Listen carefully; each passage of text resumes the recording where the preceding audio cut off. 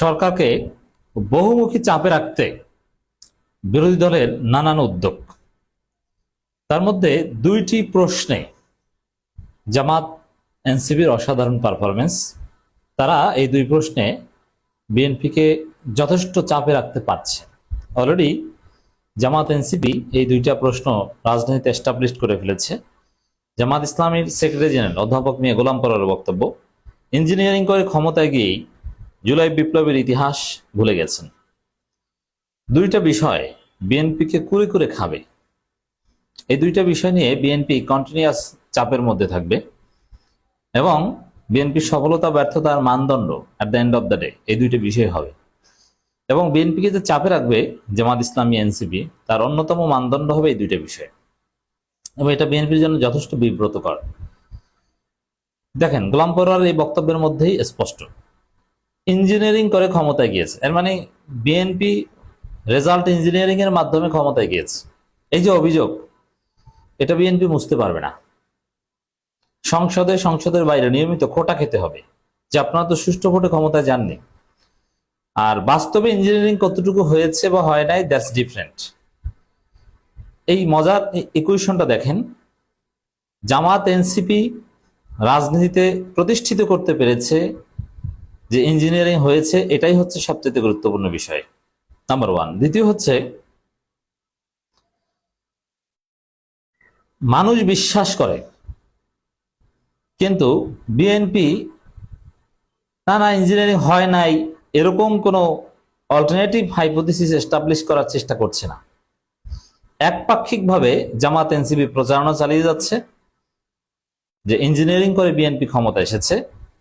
বিএনপির পক্ষ থেকে কোনো কাউন্টার হচ্ছে না। এই জন্য ফ্যাক্ট যাই হোক না কেন, জনগণ বিশ্বাস করছে। আপনি বাংলাদেশের মানুষকে, অধিকাংশ ভোটার অলরেডি বিশ্বাস করছে, এমনকি বিএনপির লোকজন বিশ্বাস করে। আমি একটা কথা কয়েকবার বলেছি, আবারও বলছি প্রসঙ্গক্রমে, চাঁদপুরের দুই বিএনপি নেতা ঢাকার উত্তরে বসে চা খাচ্ছেন এবং আলাপ করছেন যে তারেক রহমান তো আসলে ঢাকা 17-তে হেরে গেছেন, বা বিএনপিকে তো জিতিয়ে দেওয়া হয়েছে সিস্টেমে। দেখছো, সিস্টেমে আমরা জিতে গেছি, আসলে ভোটের মাধ্যমে তো জিতি নেই। যদি আওয়ামী লীগের ভোট না পেত তাহলে তো করুণ অবস্থা হতো, তারপরে আবার রেজাল্ট ইঞ্জিনিয়ারিং। এই হচ্ছে বাস্তবতা।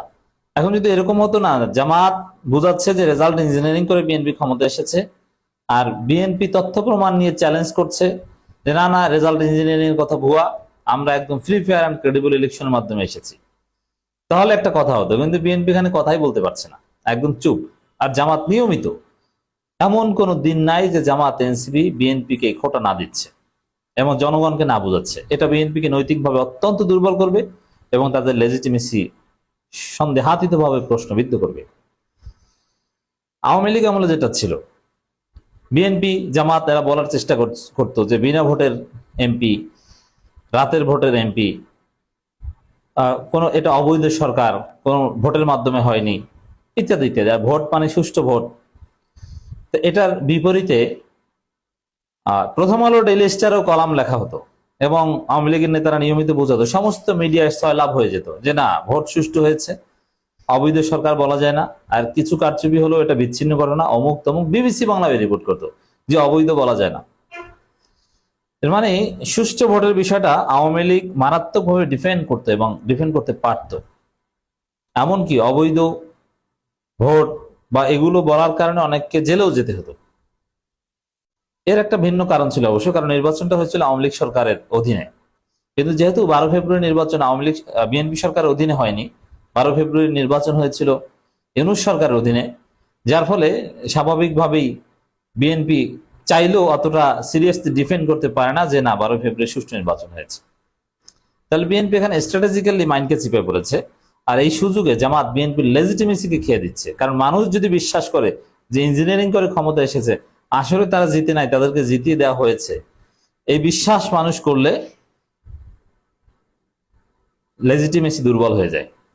আর লেজিটিমেসি দুর্বল হয় তখন সেই সরকারকে চাপে রাখা যায়, আন্দোলনে ভয় দেখানো যায় এবং আন্দোলন করেও তাদেরকে পিছু হটানো যায়।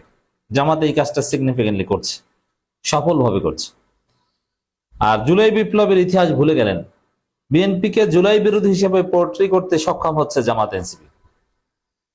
বিএনপিও এখানে মাইন্ডকে চিপে পড়েছে। যেমন বিএনপি উপরে বলে যে আমরা জুলাই সনদ মানব, কিন্তু বাস্তবে সংবিধান সংস্কার পরিষদের শপথ নেয় না, বেকায়দায় পড়েছে।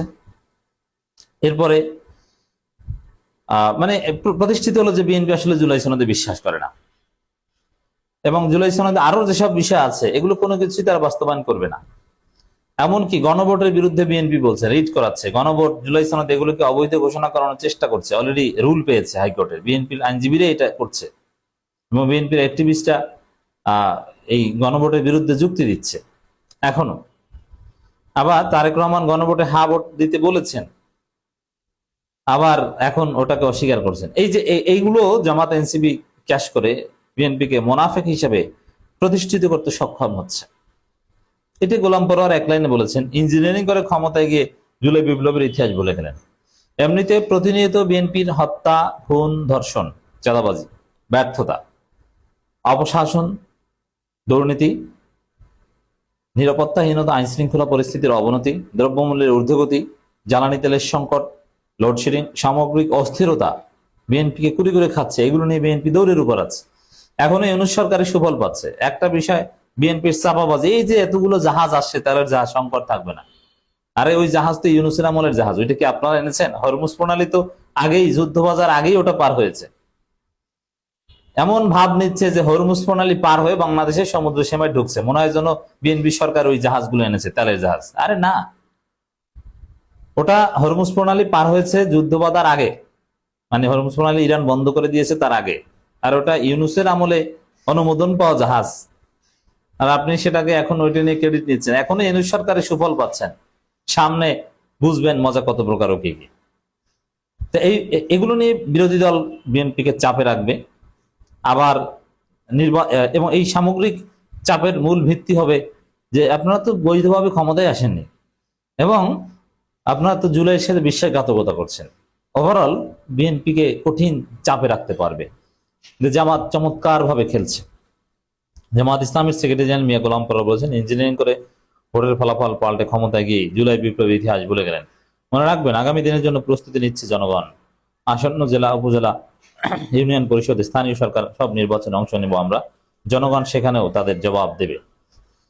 হ্যাঁ, স্থানীয় সরকার নির্বাচন যেহেতু দলীয় প্রতীকে হবে না, যদি এটা হয় তাহলে বিএনপি কঠিন শিক্ষা পাবে, কারণ বিএনপি বিদ্রোহী কাণ্ডেই মারাত্মক ধরা খাবে, আর জামাত এখানে অসাধারণ ইতিহাসের সেরা ফল করবে।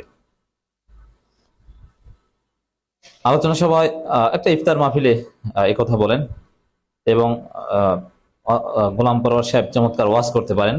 তিনি পলিটিক্যাল বক্তব্যের চাইতে ইদানিং দেখছি ওয়াজ বেশি দিচ্ছেন, এবং কম্বিনেশন থাকছে, দুইটাই থাকছে।